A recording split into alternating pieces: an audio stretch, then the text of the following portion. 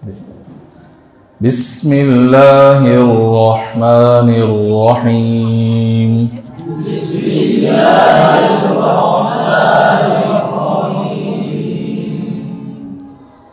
نورانی قاعدہ تختی نمبر 2.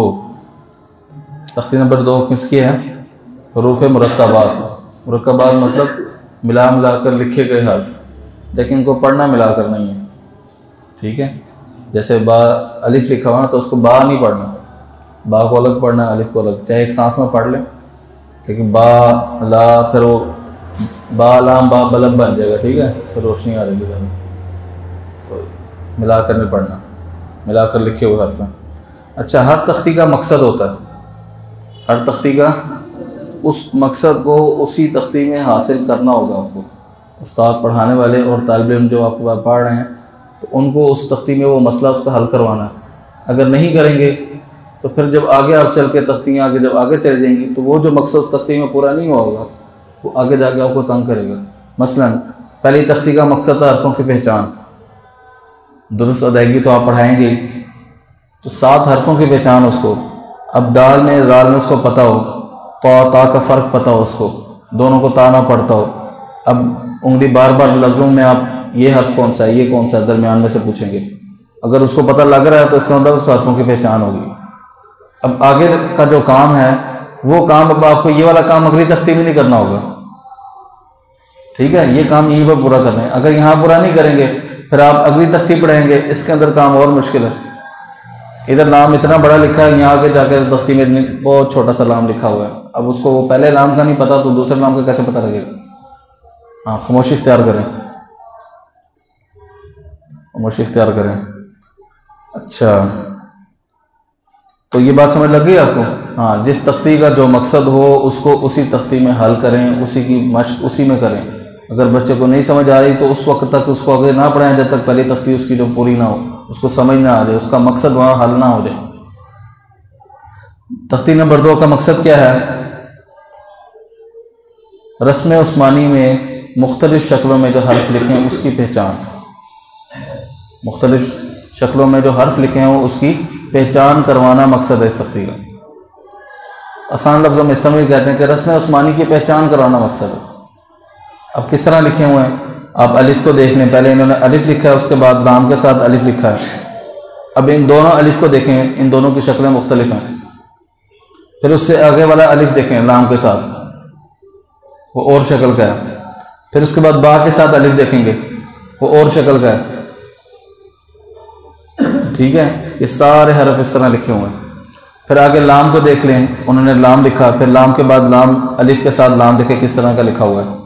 پھر لام ہا کے ساتھ لام کو دیکھیں کس طرح کا لکھا ہوا ہے.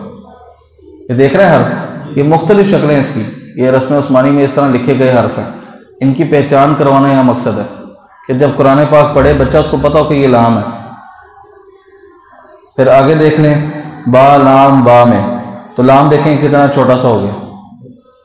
اور اسی طرح ایک تو یہ مقصد ہے. دوسرا کہ ایک حرف جب علیحدہ لکھا جاتا ہے تو اس کی شکل کس طرح ہوتی ہے، اور جب وہ دوسرے حرف کے ساتھ ملا کر لکھا جاتا ہے اس کی شکل چینج ہو جاتی ہے.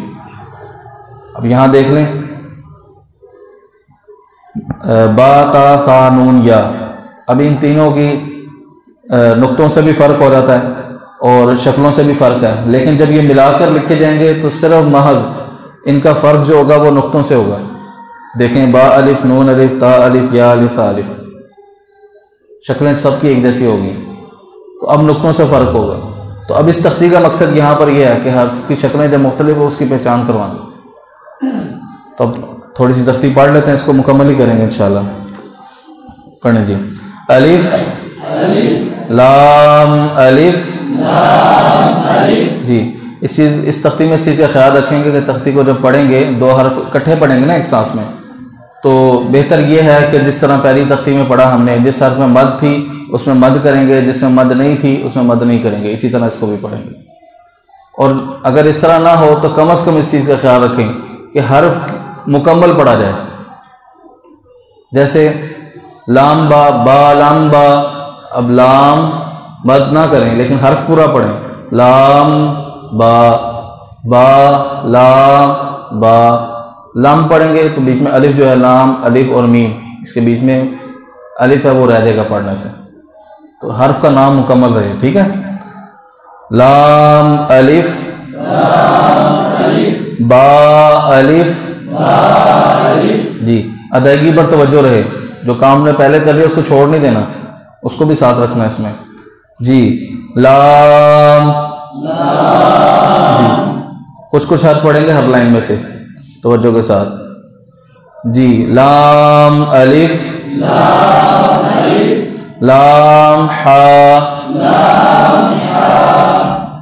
جی کاف کاف.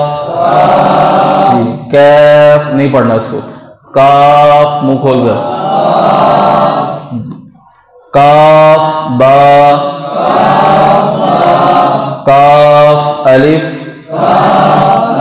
اچھا ایک دوسرا کاف با لکھا ہوا ہے، کاف با ایک لکھا ہے پھر ایک اور لکھا ہوا ہے، اس کے اندر کاف با اس طرح شروع میں اس علامت کے ساتھ کاف لکھا ہوا عام طور پر قرآن پاک میں نہیں ہے، اور درمیان میں بھی اس طرح نہیں آتا، آخر میں آتا ہے اس طرح کا کاف جس کے اوپر علامت بنی ہوتی ہے اس طرح کر کے. جی با کاف تا.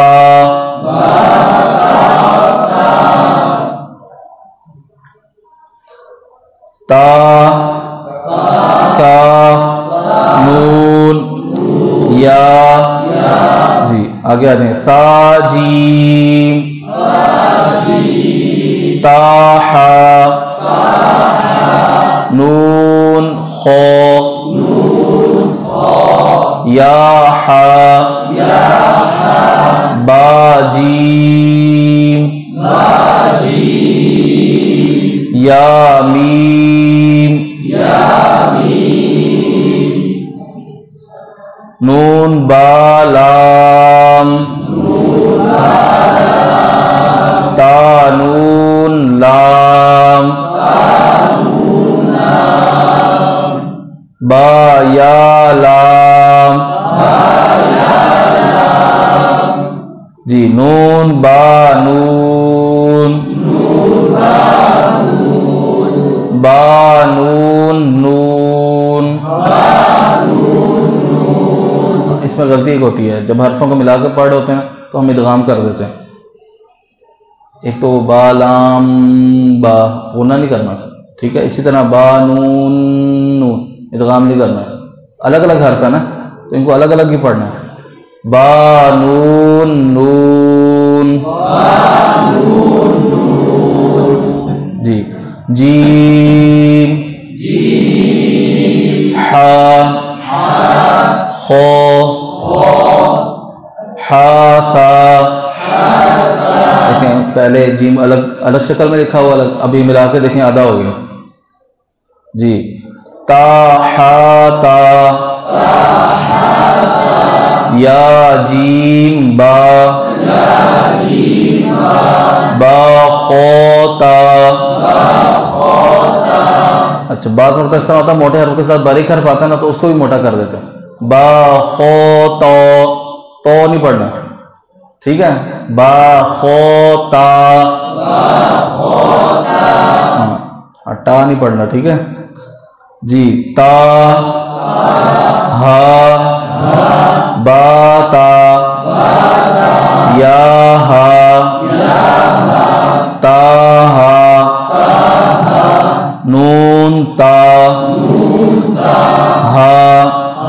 دو چشموں والا ہا آ گیا. یا ہا با کتنا وقت ہو گیا. جی رو زا. اب اسی کے نیچے دیکھیں روزہ دوسرا مختلف شکل میں. روزہ اوپر بھی روزہ نیچے بھی روزہ الگ الگ شکلوں میں. یا رو تازہ سین شین. اب یہاں بھی دیکھیں شین سین جب ملا کے لکھیں تو مختلف ہو گئے. سین لام سین لام نہیں پڑھنا، نون کو لام کے ساتھ میں سین لام صاد جس طرح صاد میں پہلے سٹی کی آواز پر حرف کی ادائیگی ہوتی ہے، اسی طرح واد کے اندر بھی واد، اور یہ صفت لازمہ ہے اس کی یہ والی، ٹھیک ہے. اگر یہ ادا نہیں ہوگی حرف ناقص ہوگا. صفت استطالت آپ پڑھ لیں گے تھوڑے عرصے میں. جی عین غین، ہونٹ گول نہیں کرنے موٹے حرفوں پہ.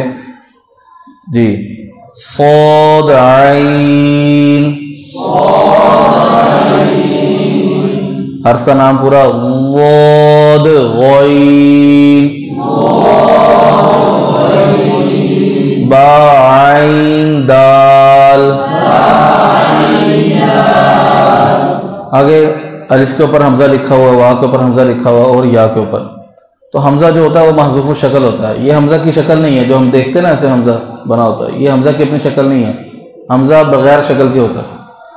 یہ عین کا سرہ اس کے لیے استعمال کیا گیا، ٹھیک ہے. حمزہ محذوف الشکل ہوتا ہے، لکھا ہوگا کہیں، تو اس کا مطلب یہ حمزہ کی کوئی شکل نہیں ہے، تو اس کے لیے عین کا سر استعمال ہوتا ہے، ٹھیک ہے.